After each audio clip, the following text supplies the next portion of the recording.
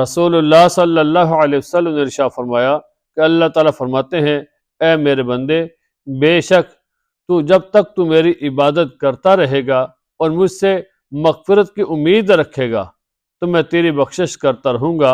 اے میرے بندے، اگر تو زمین بھر کر گناہوں کے ساتھ مجھ سے اس حال میں ملے کہ میرے ساتھ کسی کو شریک نہ کرے تو میں بھی تجھ سے زمین بھر کر مغفرت کے ساتھ ملوں گا، یعنی تیرے تمام گناہوں کو معاف کر دوں گا۔ تو ہمیں اللہ تعالیٰ کی عبادت بھی کرنی ہے اور اللہ تعالیٰ سے مغفرت کی امید بھی رکھنی ہے۔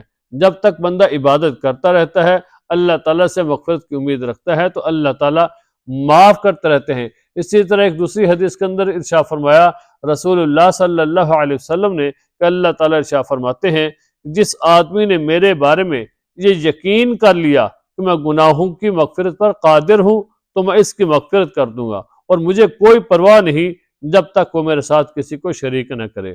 پہلی شرط وہی ہے کہ اللہ تعالیٰ کے ساتھ کسی کو شریک نہیں کرنا، یعنی شرک نہیں کرنا، اور دوسری چیز فرمایا کہ اللہ تعالیٰ سے مغفرت کی امید رکھنی چاہیے اور اللہ تعالیٰ کی عبادت کرنی چاہیے۔ تو اللہ تعالیٰ جب چاہیں گے، جس کی چاہیں گے، اللہ تعالیٰ بخشش فرما دیں گے۔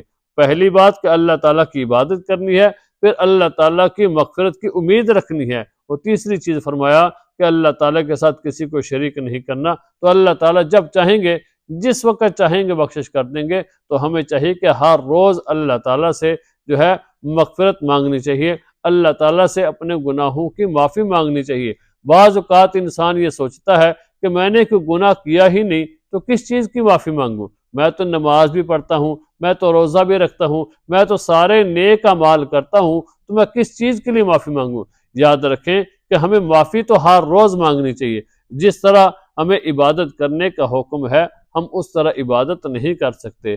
جس طرح ہمیں نماز پڑھنے کا حکم ہے، ہم اس طرح نماز ادا نہیں کر سکتے۔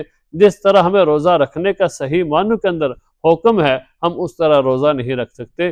کہیں نہ کہیں کسی صورت میں ہم سے کچھ نہ کچھ کوئی غلطی ہو جاتی ہے، تو اس لیے ہمیں اللہ تعالیٰ سے مغفرت کی امید بھی رکھنی چاہیے اور اپنے گناہوں پر اللہ تعالیٰ سے معافی مانگتے رہنا چاہیے۔ اگر ہم سے کوئی غلطی ہو گئی تو اللہ تعالیٰ ہماری اس غلطی کو معاف فرما دیں گے۔ ہمیں اللہ تعالیٰ سے مغفرت کی امید رکھنی چاہیے۔